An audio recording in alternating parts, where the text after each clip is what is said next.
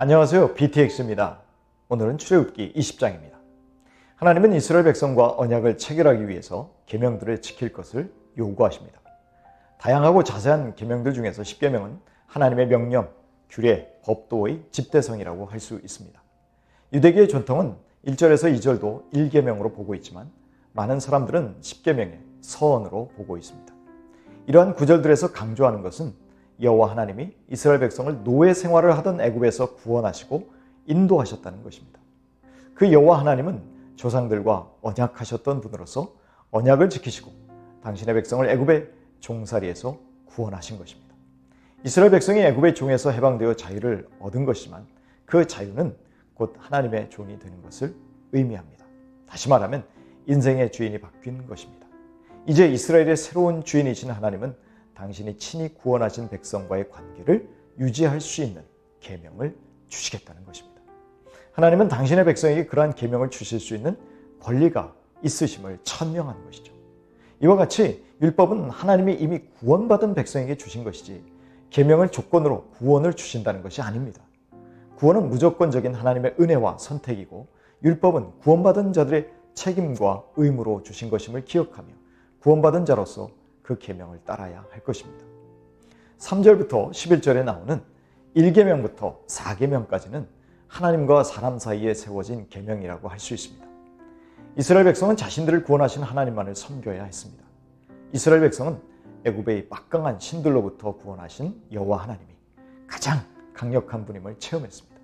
그러나 실제로 그 신들은 단지 피조물에 불과했습니다.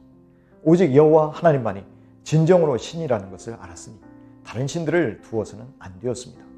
특히 이스라엘 백성은 곧 들어가서 차지하게 될 가나안 땅에서 가나안의 다신교 문화를 거부하고 유일하신 여호와 하나님만을 섬기는 구별됨을 인식해야 했습니다. 세상에는 하나님 외에 다른 신이 없기 때문에 당연히 신들의 모양이라고 믿고 만든 우상을 섬겨서는 안 되었습니다. 뿐만 아니라 살아계신 하나님의 형상을 만들어 놓고 예배하는 것도 금지되었습니다. 그런 우상 숭배자들은 질투하는 하나님이 보실 때 당신을 미워하는 사람들로 보십니다.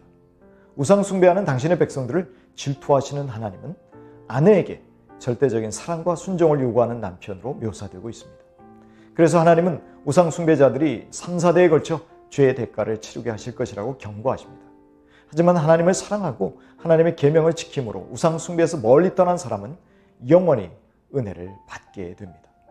3, 4대와 1000대가 대조되므로 하나님의 진노는 잠시 후 순종하는 자에게 임하는 하나님의 은혜는 영원하다는 것입니다.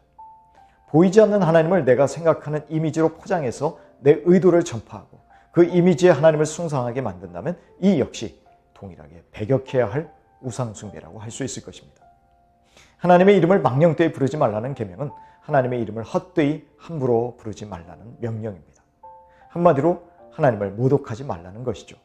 그래서 유대인들은 여호와라는 히브리어 4글자를 거룩한 4개의 자음이라고 부르면서 그 거룩한 4개의 자음이 성경에서 나올 때 아도나이, 즉 주님이라고 읽었습니다. 하나님의 이름을 함부로 부르지 않기 위해서입니다. 하나님의 백성은 하나님의 이름을 자신의 이익을 위해 도용하거나 거짓 맹세에 무리하게 사용해서 하나님의 이름을 욕되게 해서는 안 됩니다. 하나님의 이름을 사용해서 거짓 예언을 하거나 점을 쳐서도 안 되었습니다. 네 번째 안식일 계명은 근본적으로 사람들을 위한 선물이라고 할 수 있습니다. 하나님이 창조 사역을 시작하셨다가 7일째 되는 날에는 쉬셨기 때문이죠. 말하자면 안식일은 창조 기념일입니다. 그러므로 사람들도 6일 동안 열심히 일하고 제7일째 안식일에는 쉬면서 하나님을 예배하고 그날을 거룩하게 해야 했습니다. 그리고 이 안식일의 범위는 자신의 가족과 종들, 가축들, 사회적 약자인 나그네까지 포함합니다. 즉 안식일은 누구에게나 동등하게 누려야 할 기쁨의 날이어야 했습니다. 이제 5번째 계명부터 10번째 계명은요, 사람과 사람 사이에 반드시 지켜야 할 계명이라고 할 수 있습니다. 그중 첫 번째 계명인 제5계명은 부모 공경에 관한 것입니다.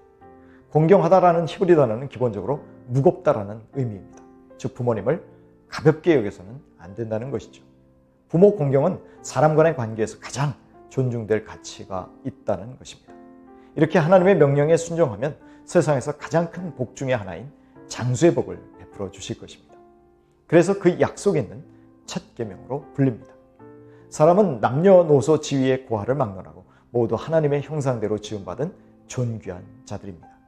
그러므로 사람의 생명을 함부로 빼앗는 것을 철저히 금지하시며 살인하지 말라는 6번째 계명을 주신 것입니다.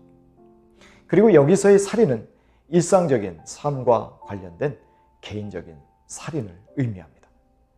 간음하지 말라는 7계명을 통해서 성적 범죄가 하나님의 형상으로 창조된 우리의 거룩한 몸을 더럽히는 것임을 알아야 합니다.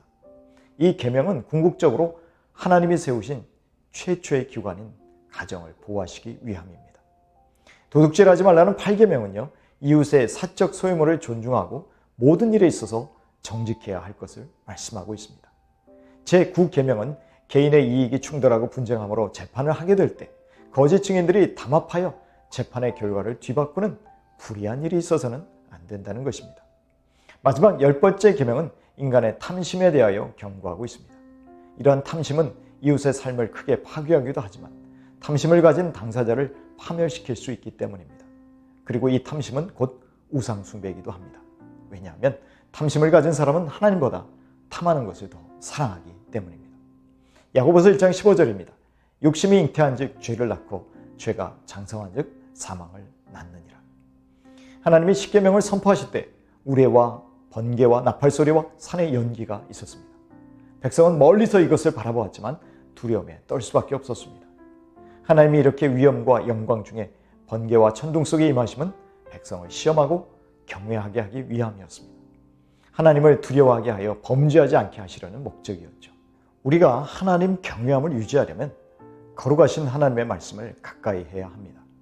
하나님은 화려한 제단을 요구하시지도 않습니다. 그러나 그 제단에서 하나님의 이름이 높아지기를 원하십니다. 예배의 주인공이요, 우리 예배의 대상이신 하나님의 이름만이 거기에서 드러나야 합니다. 또한 돌로 제단을 쌓되 다듬지 않은 돌로 제단을 쌓아야 했습니다. 다듬는다고 정으로 돌을 쫀다면 제단을 부정한 것으로 만들게 됩니다. 왜냐하면요, 정은 사람을 죽이는 도구로서 사람을 하나님과 화목하게 하고 사람을 살리는 제사와는 맞지 않기 때문입니다. 또한 층계로 제단에 오르지 말라고 하십니다. 하체가 드러나기 때문입니다. 이방 사람들은 나체로 제사를 집전하는 예가 많았습니다만 하나님을 예배하는 거룩한 자들은 예의를 갖추어야 함을 알려주십니다. 이 모든 말씀들은 구원받고 제사장 나라가 된 하나님의 소유요 보배인 당신의 백성이라는 정체성에 걸맞은 기본적인 기준들이라 할 수 있겠습니다.